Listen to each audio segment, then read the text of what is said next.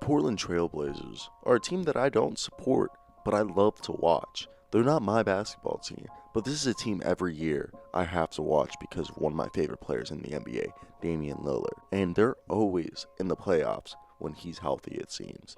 So, let me hear down below in the comments, what do you think the Portland Trailblazers are going to be this year? Are they going to be a playoff team, middle of the pack, or do you think we can be a contending team this year? Let me hear down below in the comments. Let's get into the video.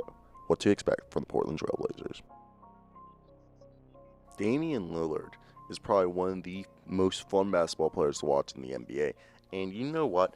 This guy averaged 30 points a game last year. And he deserves an MVP one year.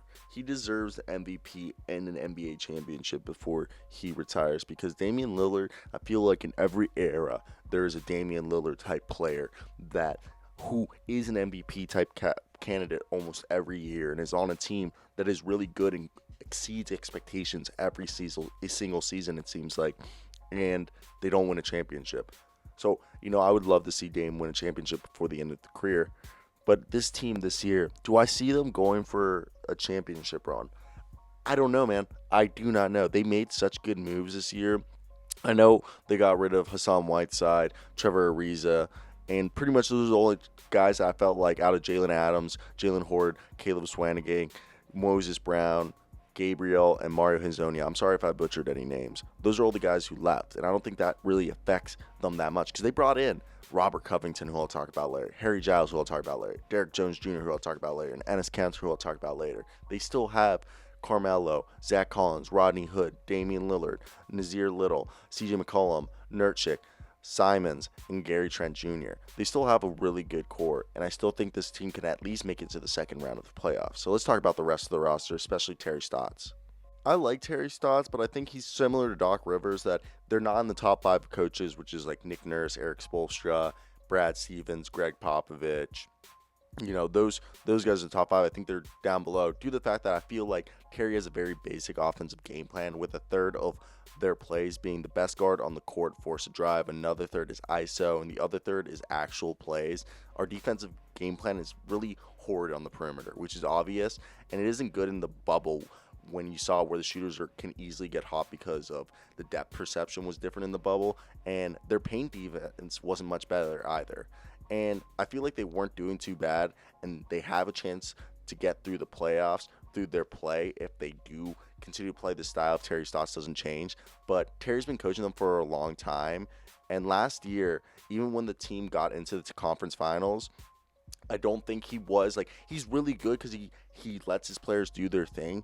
But I don't know if a team's blowing up against him, I don't know if he's the guy at halftime to go into the locker room and be like, okay, we're throwing out the game plan, let's do something fucking new. I don't know if Terry Stotts is that guy. That's my problem. Is that a bad problem to have? I don't think that's a bad problem to have. I just don't know if he's the guy who can switch out the game plan like that. If there was ever a year that Damian Lillard could win the MVP, I think it's this year, because Giannis won't win it again. It's nowadays you have voter fatigue. So with voter fatigue, guys have to two MVPs. They got to give them a break.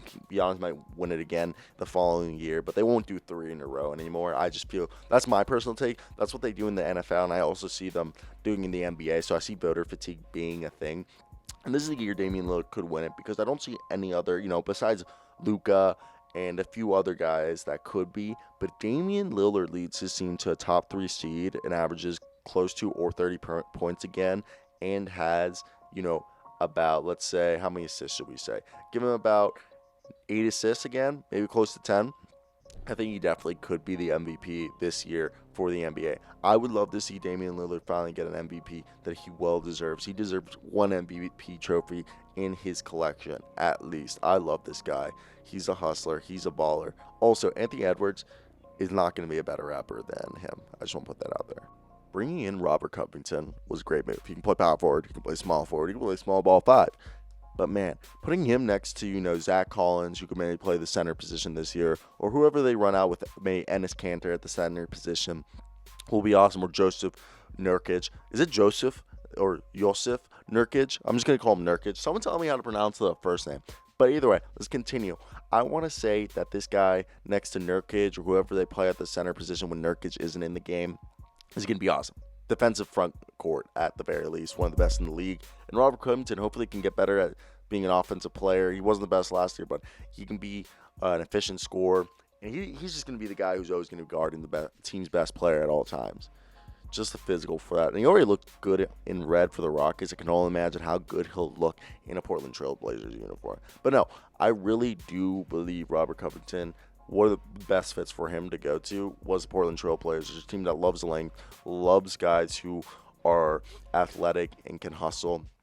He's just a perfect fit for the core, what they're trying to do there. I really didn't see this one coming, but I love Derrick Jones. Obviously, he's one of the most athletic freaks in the NBA. Crazy freak. And I think what he's going to do here is play a role similar to what Kent Bazemore did, and so did Trevor Ariza, I believe. Hopefully, Derrick Jones can start getting his 3 shots. I think they're going to really have him start shooting 3s this season, which I think is perfect for Derrick Jones Jr. He's a guy who can score occasionally, like in bunches. Like, so he'll have an occasional game where you're like, oh, damn, Derrick Jones Jr. just put up points in bunches. And you're like, awesome. But all in all, last season I think was the best season to see what Derrick Jones is. You know, he wasn't really anything in Phoenix and his first year in Miami. The year before Miami, he started to put stuff together, but this year he really did. I mean, he shot 30% his first year in Miami. His second season, he shot 28%, but he was shooting more threes. But I would love to see him to get like 34%, 35%. He's a guy who can give you almost 10 points with just about 20 minutes off the bench. And he also plays high-energy defense, so he'll get you a steal, maybe a block. He'll get you some boards. He's just a high-energy guy off the bench, which is awesome to have always. Harry Giles. He doesn't remember when he was going to be the number 1 pick of the draft, and he blew out his knee. Then he came back, and I think he blew out his knee again in the NBA. Damn. Harry Giles. I've always been a fan. I just remember playing like 2K15 or 2K16. He used to be like the top pick. Harry Giles, he's a guy who's going to get you, if he's healthy and he's playing, if he's starting, I believe he can be a guy who gets you 12 and 10, easily, without a doubt. But he's going to be a guy who plays maybe 20 minutes a game, 25 minutes a game, gets you about 10 points, 8 rebounds, a block. It's just, let me tell you this first. I believe Harry Giles, if there's anywhere he could break out and turn into the player that we thought he's going to be, is here in Portland. Enes Kanter is back, baby. Yeah, he's back. You know, that rebounding guy.